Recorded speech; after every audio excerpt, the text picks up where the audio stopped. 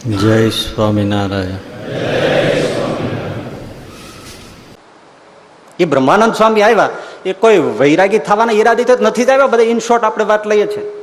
અને જ્યારે ત્યાં આવતા હતા ત્યારે એની પાસે કેટલી મિલકત હતી, 90,000 રોકડી સોના મોહર, 40,000 રોકડા રૂપિયા, 16 ઘોડા, 7 ઊંટ, 4 બળદ, એ બધો એનો રસાલો ખેંચે. અને 100 માણસો તો આ બધા રસાલાને સેવકોની રક્ષા માટે આટલું લાવ લશ્કર એમની સાથે ફરે. એટલા બધા ઘરેણા, ઘોડાના, ઊંટના, પાથના, પગના, સોના, ચાંદી, હીરા, ઝવેરાત, આ ઢળક એ તો ગાડાઓમાં ભરેલું બધું. અને પાછો વડોદરાથી પાછો ઓફર આવે, આવો એટલે 25 ગામ ભેટ, પગ મૂકોલ 1 કરોડ રૂપિયા રોકડા લાડુદાનજીના ચરણમાં, મારી સાથે 2 તાજની ખુરશી પડે, રહેવા માટે હવેલી, સુંદર મજાનો બાગ, હાથી ઘોડા માગો તે. આટલી અને 2 કન્યાઓ કુંવરીઓ રૂપવાન શીલવાન સાથે સગપણ થઈ ગયેલું. એ લાડુદાનજી વિરોધથી સહજાનંદ સ્વામી પાસે આવે અને ક્ષણમાં ભગવા પહેરી લે. એ સહજાનંદ સ્વામીની તાકાત, ઐશ્વર્ય મૂકી. જેને ભજતા ભજતા એટલે ભજન કરવું ને આશ્રય કરવો, બંને અર્થ. શું એ નયન કટાક્ષ છે, સંસારના ગાળિયા ખરી છે. ઓહો હો. એટલે અદભુતાનંદ સ્વામી કલ્યાણદાસ પરણવા જાય ને ન્યાય એના મામા અજા પટેલ ને કાગળ મળે સહજાનંદ સ્વામીનો કે કાગળ મળે એટલે નીકળી જાય.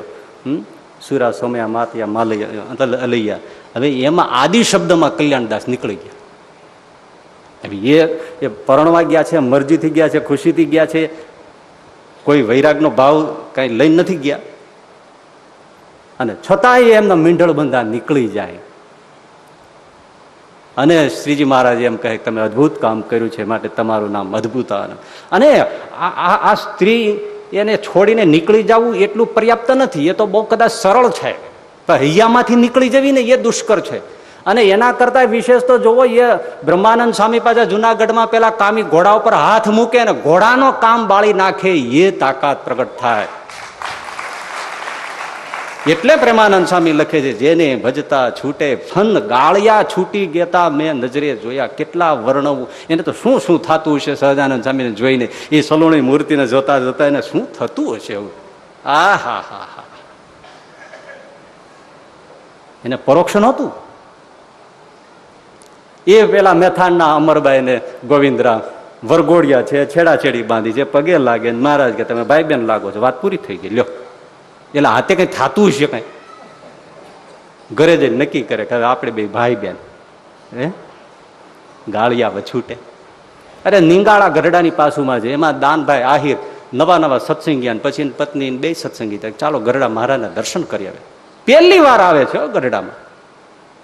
અને જેવા આવ્યા એટલે જો સાધુ હશે એમણે કીધું મહારાજ આ આપણા નિંગાળાના દાનાભાઈ આહિર એ નવા સત્સંગી થયા. શ્રીજી મહારાજ એ ક્યાં નવા છે, એ તો બહુ જૂના છે. અરે મહારાજ આ નવા હમણાં થયા? ના રે ના, એ તો બહુ જૂના સત્સંગી છે, જૂના અમારા હરિભગત છે. કેવી રીતે જૂના? કૃષ્ણ અવતારમાં આ ગોપ હતા ને પેલી ગોપી હતા, આ તો બહુ જૂના છે. આટલી જ વાત ઘરે ગયા ને એમણે કીધું દાનભાઈની ઘરવાળીને, મને ગોપ કહ્યો, હવે સંસાર હરામ છે, તારે જવું હોય ત્યાં જાય. તો કે મને ગોપી નથી કીધી, હું એમ જ ભજન કરીશ. ઓહો, વાત પૂરી. કેટલા ગણાવાય ભાઈ, કેટલા. એ જીવુબા, એ લાડુબા, એ રાજભાઈ, ગામડે ગામડે ગામડે ગામડે શ્રીજી મહારાજને કાગળ લખી લખીને કેવું પડે, પરણીને પ્રભુ ભજો, પરણીને પ્રભુ ભજો. દોડવું પડતું સહજાનંદ સ્વામીને આના માટે કે સંસારમાં રેજો.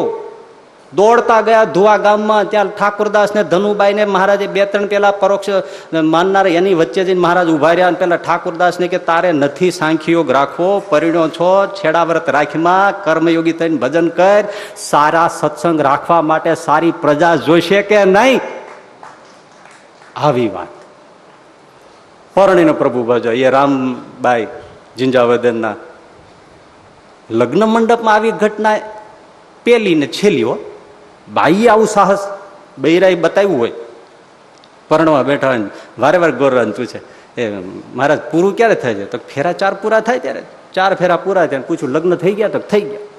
કારણ કે મહારાજે કાગળ લખ્યો તો પરણીને પ્રભુ ભજો. પરણાઈ ગયો. અને હાથ ઘરનું કરવા માંડ્યા. અને પછી એ રામભાઈ બધા અલંકારો ઉતારીને પેલા વરરાજાના પગમાં, લે ભાઈ, એક બેનનું મારા તરફથી તને ભેટ. અને રામબાઈ નીકળી ગયા. આખી જિંદગી ગઢડા રહ્યા જીવબા લાડુબાની સેવામાં. જ્યાં રામબાઈ નામ આવે છે ને એ આ રામબાઈ. કેવા ભક્ત, કેવા વાત. આમ ગાળિયા છૂટે.